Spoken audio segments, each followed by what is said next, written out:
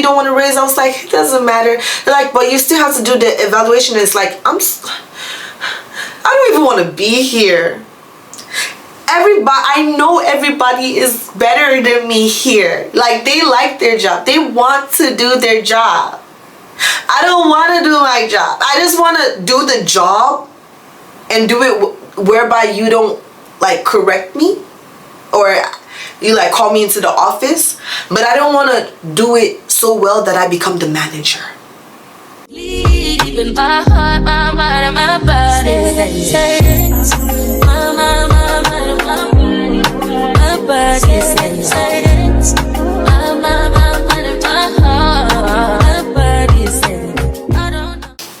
Hey honey, what's up? And welcome to Honey's Privacy. Please like, subscribe, and share this page if you like what you see. I'm trying to build a community of women who are trying to become that girl for 2024.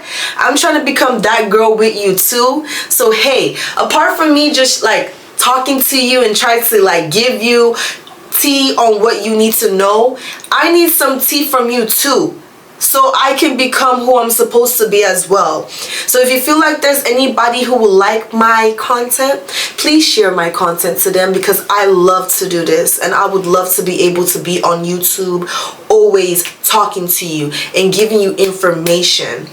So let's get into it, right? Girl, I really got into that energy of like don't try me.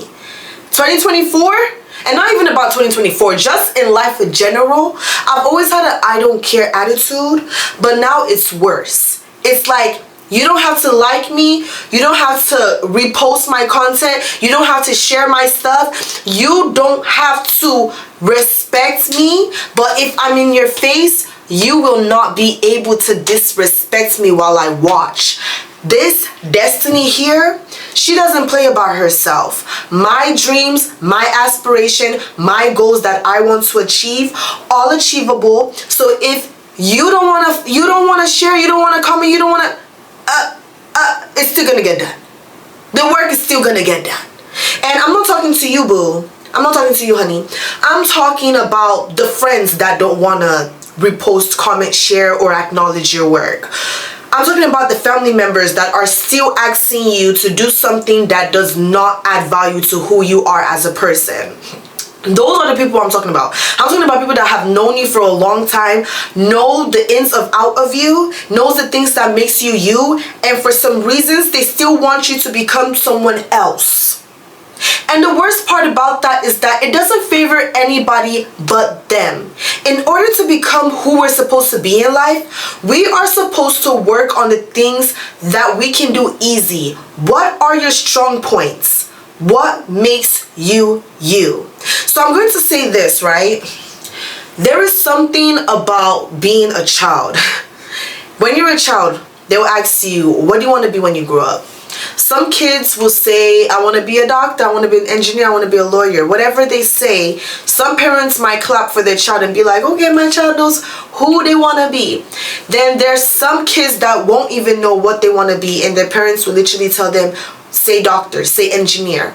Then there's some other people, some other kids where they know exactly what they want to be, but their parents will literally be like, say teacher, say lawyer, after the child literally said, I wanted to be a doctor.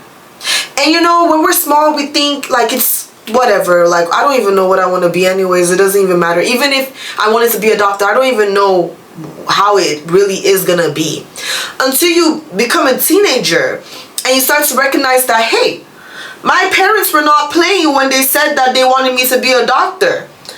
I was playing when I said that. I don't want to be no doctor. I don't want to see no blood. No, this is not for me. I don't want to be an engineer. This is not for me. It's going to be boring. That does not go for me. I know what I want to be, and what I want to be has nothing to do with what my parents want from me. But if you come from a certain family who you are their legacy, like they gave birth to you so you can literally continue their path, continue their life, you will do what they want you to do. They will be like, yo, you're going to school for this, and you better pass all your grades for this, or this, that, and the third is not going to happen for you. They literally will control your life. Even after they have already lived their life, they have some more to do with yours, because you are their legacy. You are their proof that they did everything right in life. And what does that happen to someone who wants something totally different from themselves? English. I hate when that happens. But what happens when you want something totally different for yourself? You conform.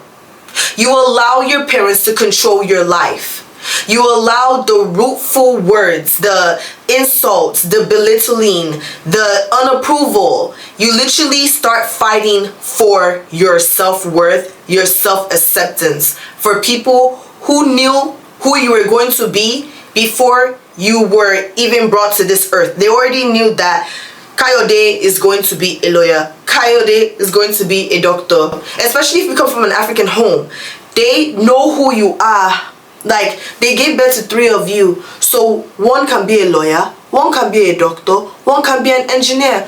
And there's nothing wrong with wanting the best for your kids. But now enforcing that on them when they have another path to life that God has ordained for them, parents will ruin their kids to the point that your kids can't be who they're supposed to be. You have taken away their self-confidence. They need you for everything. They have an anxious attachment style where they need validation from you. They need validations from their teachers, their friends.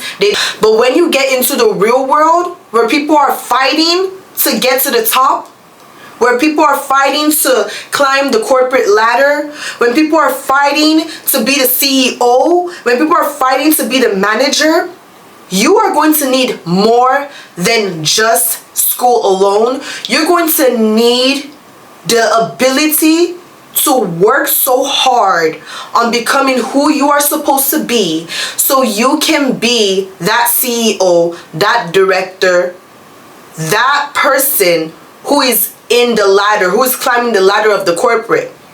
And you cannot do that if that's not who you even wanted to be, if that's your weak point. Not.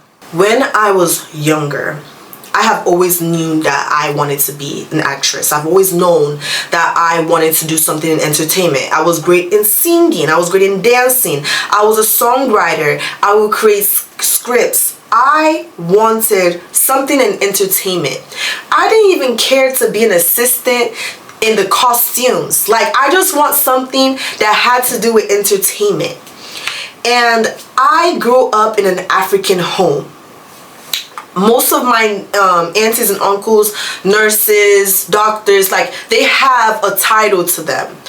And I remember when I was young, I was always definitely the outcast in my family, because I was the American child in a Nigerian home with an American mentality that they just were just trying to, like, literally change me into someone else, because it was like I was this evil child because I had a mind of a free person.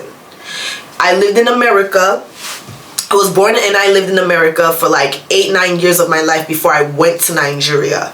So by the time I went to Nigeria, my brain was quite different. The things that they see as crazy, I don't see it as crazy. I see it as normal. And my mom, my grandmother, instead of them just understanding that destiny is different, destiny is not from here, so the way she thinks is not going to be the same as us, it was like I was the evil kid in the house. I was the worst. I was the worst of the worst. I was the worst child ever. I was different. I was too different. I was different to the point where it was a disgrace. I remember when I told my grandmother I wanted to be an actress. This woman literally told me, "Ashawo lo fe se. Kojo, change what you want to be." It's Ashawo that does that. Do you know what that is in Yoruba? That means you want to be a prostitute. we don't condone prostitution here. Change what you want to be. I was 12. So I was like, okay, they don't want me to be an actress. I don't know what else I can be other than someone in the entertainment industry. So I guess I will just never open my mouth about who I want to be. And I'm just going to see if I can marry a rich man that's going to take care of me. Because anything after that is shame. It is shame. And I have shame. So I need to be shameful of the fact that I am different. So I went through most of my years not pouring into myself, not pouring into the things that makes me me. And by the time I got back to America when I was like 17 years old, I was going for acting schools. I was going to acting schools and everything. I was going for casting calls. Life was good. I was like almost living the dream. That's the dream. I wanted to be an actress until life started to life, because it was like I needed a car. I live in Texas. I need money. So I had to stop like chasing my dreams for a minute. And by the time I stopped chasing my dreams, I got into a relationship whereby it was like my dreams was too much. My dreams were too much, and it was like, you're from an African society anyway, so why don't you try to become a nurse? Let's become a nurse. Nurse makes great money. Let's make money. And it was like, yeah, I do have the brain for it if I put it there, but I am not a nurse. I am not a nurse. I don't work hard for things that are just not for me. I'm not a nurse. I can see myself becoming a nurse right now and not fighting to get a master's, not fighting to be a, what is called this thing? There's a different type of nursing, but there's like ranks to nursing that just makes it beautiful. Like getting my BSN. I didn't see myself becoming a nurse practitioner. I didn't see myself becoming more. And I was scared because I wanted to prove myself so bad to this person that I can do whatever and I can become exactly what they want me to be. But I remember when I was even working in a nursing home and they wanted us to do like an evaluation, because you know I was already there for 1 year, and because I knew that my work ethic wasn't strong enough, because I didn't want to be there to begin with, this is not where I'm supposed to be, I didn't even want them to do the evaluation. I was like, no. They were like, oh, Destiny, you don't want to raise? I was like, it doesn't matter. They're like, but you still have to do the evaluation. And it's like, I don't even want to be here. I know everybody is better than me here. Like, they like their job. They want to do their job. I don't want to do my job. I just want to do the job and do it whereby you don't like correct me or you like call me into the office, but I don't want to do it so well that I become the manager. I don't want to be anything other than someone that gets a check. And it wasn't like I was working on the things that makes me me.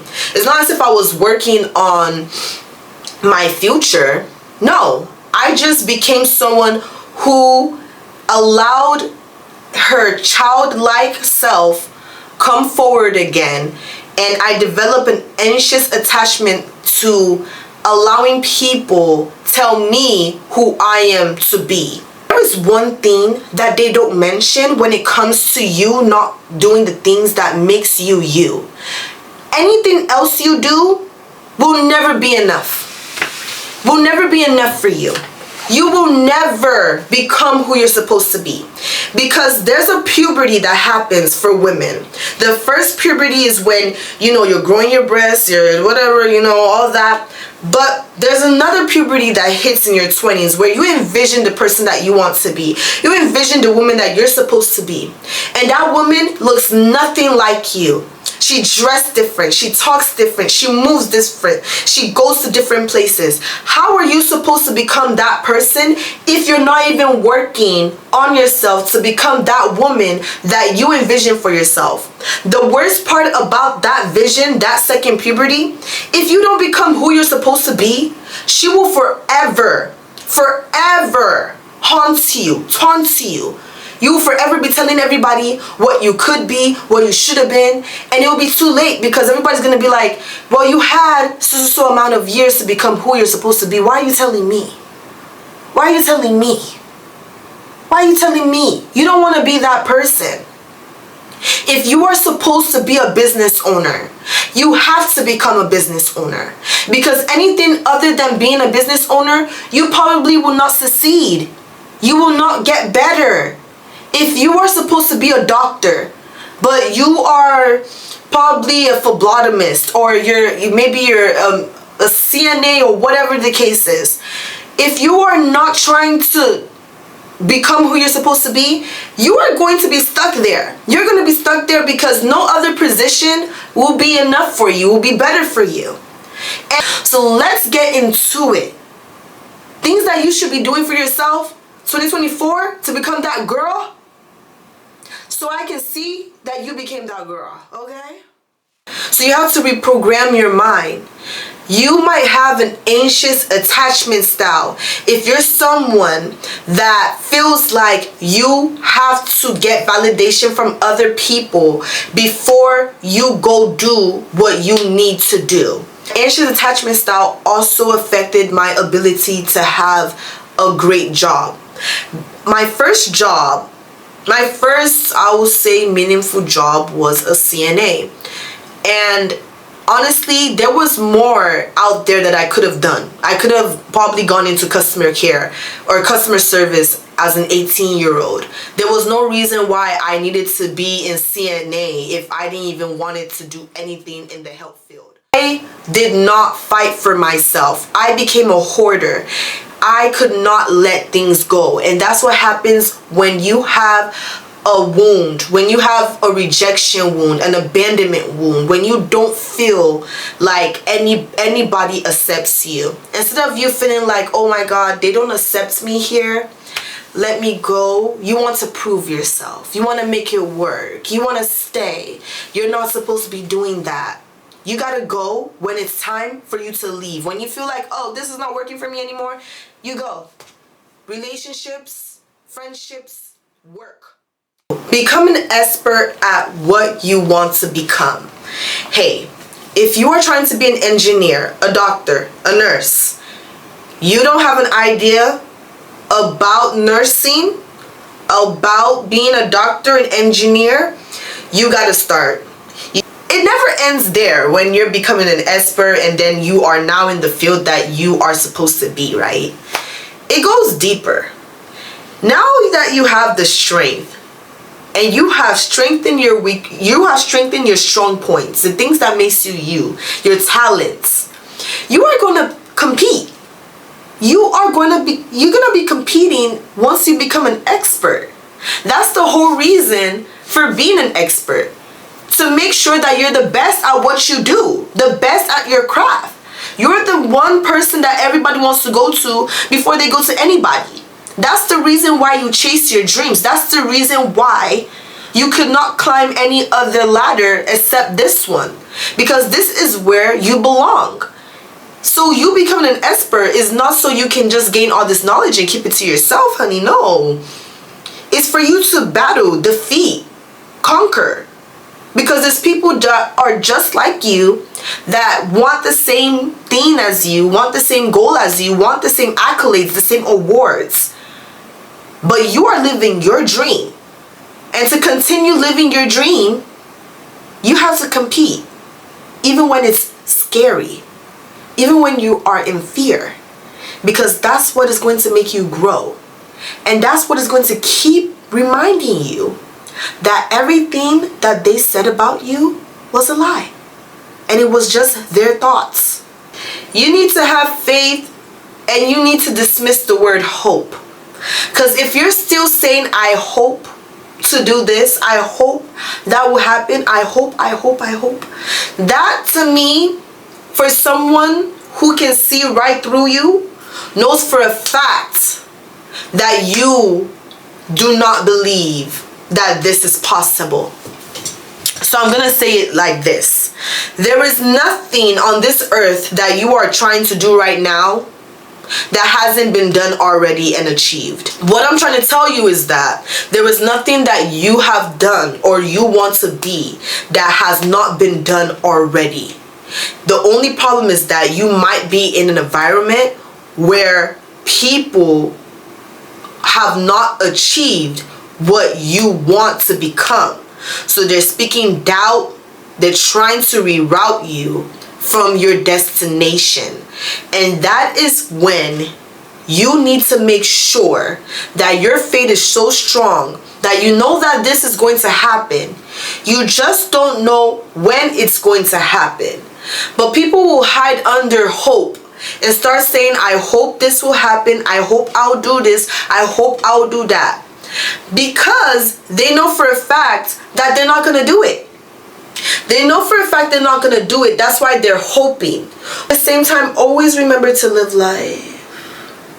Don't allow the fact that you're trying to chase your dreams stop you from enjoying life. That's the storyline. I need a storyline. I don't want to just hear that you were just studying, then you became who you're supposed to be. I need a storyline. I need to know what happened on July 4th. Did you fall off the yacht? Did you kiss a boy? Did you do the most spontaneous thing? Did you go on a roller coaster ride? Did you get pregnant? Live life. And for me, I'm doing the same thing. We're both working on each other. I am working on myself here. You're working on yourself. And hey, we're gonna make it work. Leaving my heart, my mind, and my body. My body.